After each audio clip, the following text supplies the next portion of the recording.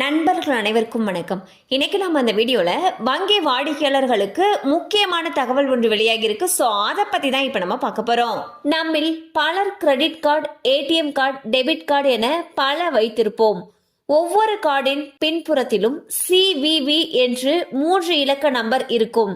American express உள்ளிட்ட சில கார்டுகளில் 4 இலக்கத்தில் CVV நம்பர் இருக்கும். CVV என்பது கார்டு வெரிஃபிகேஷன் வேல்யூ.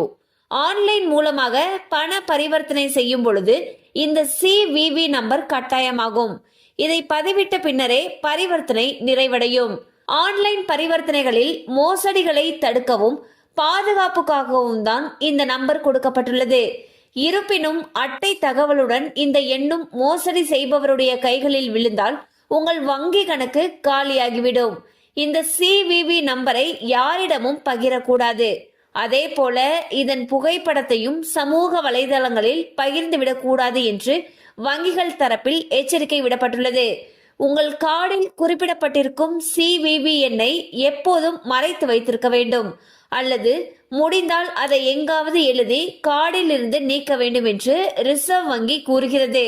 அப்போதுதான் உங்கள் அட்டை எப்போதாவது துளைந்து விட்டால் அல்லது தவறான கைகளில் விழுந்தால் யாரும் அதை பயன்படுத்தி உங்கள் வங்கி கணக்கை காலி செய்ய முடியாது என்று வங்கி தரப்பில் எச்சரிக்கை விடப்பட்டுள்ளது.